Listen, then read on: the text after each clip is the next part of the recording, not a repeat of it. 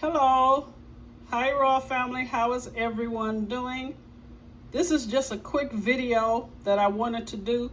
I am so proud of myself. I was mixing up some cornbread mix because I wanted some more cornbread with my chicken and dumplings. So I had some batter left and I just decided to add apple butter to this cornbread mix. And you guys, when I tell you it is fire, oh my God. I'm so shocked that it is so good. I just had to come on and let you guys know. I will post the recipe down at the bottom. Nothing special. Just do like you're doing your cornbread mix and just add a half a cup of apple butter.